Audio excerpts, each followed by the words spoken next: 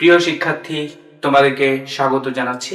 আজকে আমরা শিখব রাইট ফর্ম অফ ভার্ব, অর্থাৎ সেন্টেন্সে ভার্বের সঠিক রূপ ব্যবহারকে রাইট ফর্ম অফ ভার্ব বলে। আজকে আমরা একটি রুল দেখব। চলো শুরু করা যাক।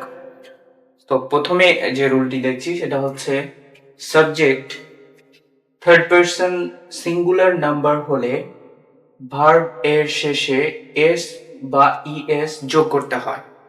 অর্থাৎ সাবজেক্ট যদি থার্ড পারসন সিঙ্গুলার নাম্বার হয় সেক্ষেত্রে ভার্ব এর শেষে এস বা ইএস যোগ করতে হবে। এখন আমরা কিছু উদাহরণ দেখি যেগুলোর মাধ্যমে আমরা জানতে পারবো যে কোন ভার্বটি শেষে এস বা কোন ভার্বটি শেষে ইএস যোগ হবে।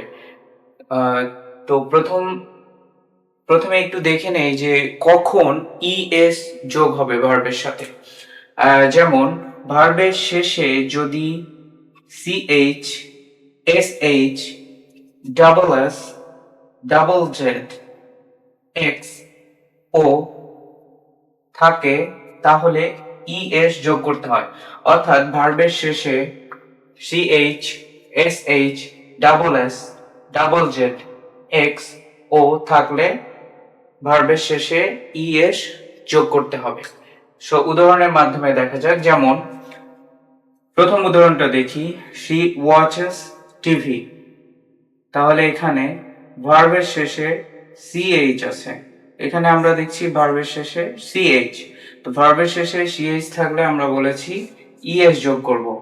তাহলে এইখানে সঠিক রূপটা হবে ওয়াচেস, কারণ এখানে সাবজেক্ট থার্ড পারসন এবং সিঙ্গুলার নাম্বার। তাহলে এখানে সঠিক উত্তর হবে ওয়াচেস, কারণ ভার্বের শেষে সিএইচ থাকলে ইএস যোগ করতে হয়। তাহলে সঠিক উত্তর হচ্ছে ওয়াচেস, অর্থাৎ এখানে ইএস যুক্ত হয়েছে। এরপর দ্বিতীয় বাক্যটিতে দেখি, the boy wash his dress. আমরা আগে বলেছিলাম যদি এসএইচ থাকে বাক্যের শেষে এসএইচ তাহলে আমরা ইএস যোগ করব। তাহলে এখানে সঠিক ফর্মটি কি হবে? Wash washes, the boy washes his dress, কারণ দ্য বয় এখানে থার্ড পারসন সিঙ্গুলার নাম্বার। আরো একটি দেখি, যেমন টিনা এখানে সাবজেক্ট হিসেবে ব্যবহার হয়েছে পরের সেন্টেন্সটিতে। সো এখানে ভার্ব এর শেষে ডাবল এস আছে, যেটি আমরা বলেছিলাম যে ভার্বের শেষে ডাবল এস থাকলে ইএস যোগ করব। তাহলে এখানে সঠিক উত্তরটি হবে টিনা মিসেস হার গ্র্যান্ডমাদার। তাহলে এখানে সঠিক উত্তর হচ্ছে মিসেস। পরের সেন্টেন্স দেখি, দ্য ডোরবেল বাজ লাউডলি। তাহলে এখানে ভার্বের শেষে ডাবল জেড দেখতে পাচ্ছি, যেটি কারণ ছিল যে ডাবল জেড ফেলে আমরা ভার্বের শেষে ইএস যোগ করব। তাহলে এই ক্ষেত্রে দ্য ডোর বেল বাজেস ইএস যুক্ত হবে এবং ভার্বটি সঠিক রূপে ব্যবহার হবে। তাহলে সঠিক উত্তর হবে বাজেস।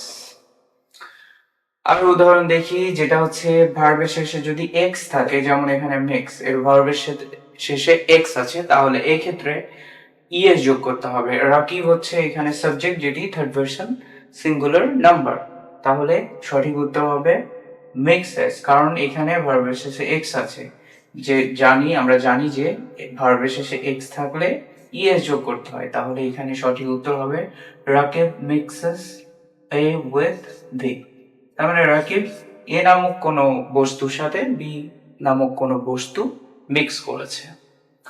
এরপর পরের সেন্টেন্সে দেখি, হি গো টু স্কুল। আচ্ছা, বাক্যের ভার্বের শেষে ও ছিল, তাহলে ও থাকলে আমরা বলেছি ইএস যোগ করব। তাহলে এখানে সঠিক ফর্মটি কি হবে? হি গোজ টু স্কুল। তাহলে এখানে সঠিক উত্তর হচ্ছে গোজ, কারণ শেষে ও থাকলে আমরা ইএস যোগ করব, এটি বলেছি।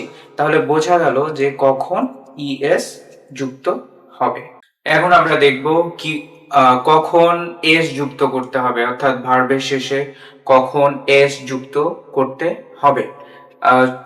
কিছু উদাহরণের মাধ্যমে দেখা যাক। যেমন একটু আগে জানলাম যে যদি ভার্বের শেষে CH, SH, double S, double Z, X, O ইত্যাদি থাকে তাহলে ভার্বের শেষে ইএস যোগ করতে হবে। কিছু উদাহরণও দেখেছি। এখন আমরা দেখব যে কখন শুধুমাত্র এস যোগ হবে।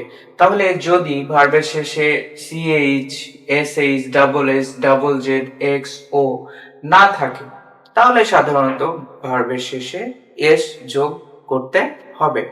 যেমন রকি রান ফার্স্ট, তাহলে এখানে ভার্বের শেষে এই লেটারগুলো নেই, তাহলে এখানে সঠিক উত্তর হবে ভার্বের শেষে এস যোগ হবে, যেহেতু রকি এখানে থার্ড পারসন সিঙ্গুলার নাম্বার, তাহলে এখানে সঠিক উত্তর হবে রানস, রকি রানস ফার্স্ট।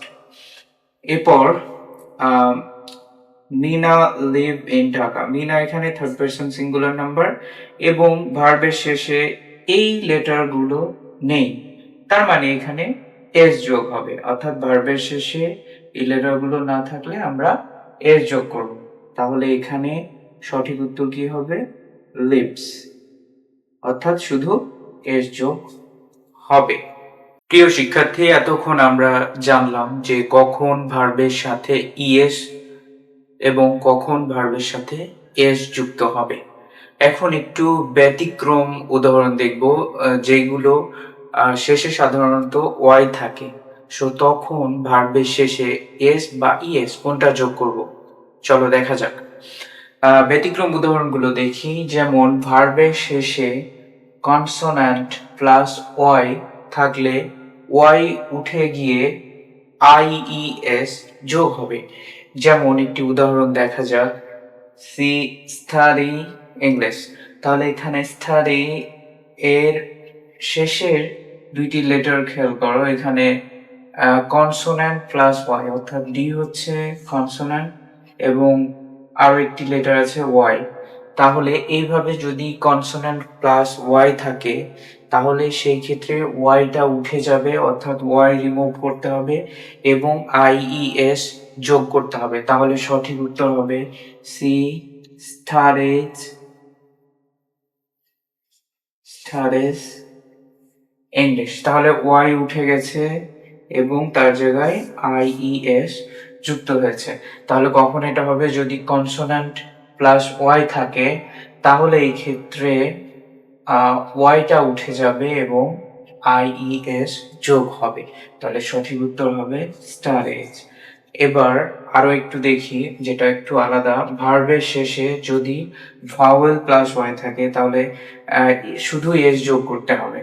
যেমন এখানে একটা উদাহরণ দেখা যায়, হি এনজয় দ্য ম্যাচ, তাহলে এখানে সঠিক ফর্মটি আমাদের কি হবে, সেটি হচ্ছে যেহেতু এখানে ভাওয়েল আছে এবং তারপরে ভার্বের শেষে ওয়াই আছে, ভাওয়েল এর পরে ওয়াই, তাহলে এই ক্ষেত্রে শুধু এস যোগ হবে, অর্থাৎ ওয়াই এখানে উঠে যাবে না, জাস্ট ভার্বের শেষে এস যোগ করতে হবে, তাহলে সঠিক উত্তরটি হবে enjoys, he enjoys the match, তাহলে শুধু এস যোগ করলে হবে। কখন, যদি ভাওয়েল এবং ওয়াই থাকে, তাহলে ওয়াই উঠে তো যাবেই না, শুধু এস যোগ করতে হবে, তাহলে হি এনজয়স দ্য ম্যাচ, এটাই হচ্ছে সঠিক উত্তর।